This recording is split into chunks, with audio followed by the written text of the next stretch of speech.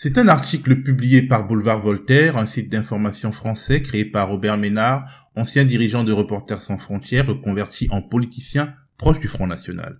Pour révolter l'armée et l'opinion publique hexagonale contre le pouvoir politique, Boulevard Voltaire s'écrit « Un métro à Abidjan plutôt que des chars en France, c'est Macron ».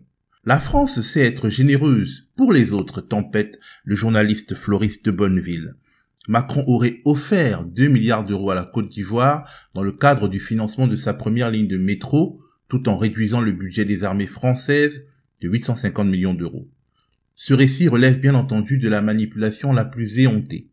Mais il a le mérite de mettre en lumière le rôle systémique de l'extrême droite en Europe, diviser les classes populaires pour mieux protéger l'oligarchie qu'elle prétend vilipender, brouiller les véritables enjeux et, dans le cas d'espèce, renforcer le cliché méprisant de l'Africain bon à rien qu'on ne cesse d'aider sans résultat. La vérité est que Macron n'a rien offert du tout aux Ivoiriens. Il a accordé une sorte de subvention à un consortium piloté par la multinationale française Bouygues.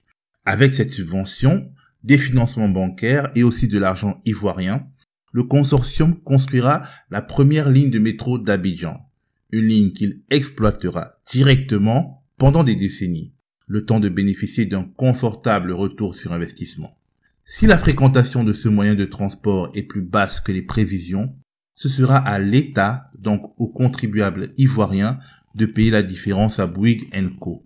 Il n'y a donc là aucune forme de philanthropie. Au contraire, de lourds soupçons de surfacturation pèsent sur ce chantier dont le coût a quasiment triplé en 5 ans. C'est pour cette raison que les autorités ivoiriennes n'étaient pas pressées de le lancer.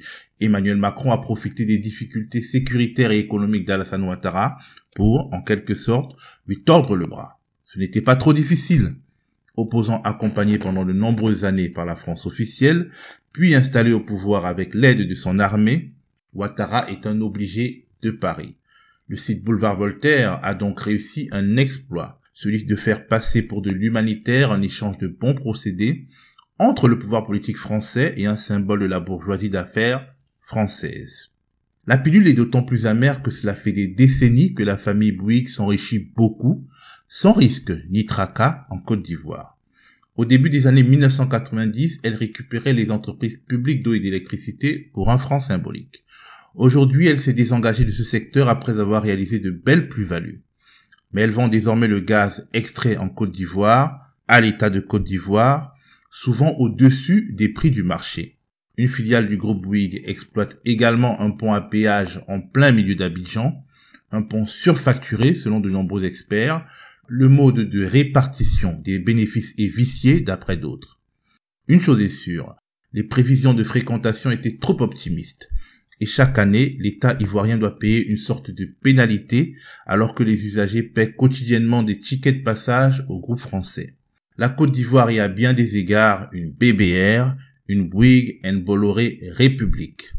Et faire passer les copropriétaires de la plantation pour de généreux bienfaiteurs et un peu fort de café, même si l'on est au pays du cacao.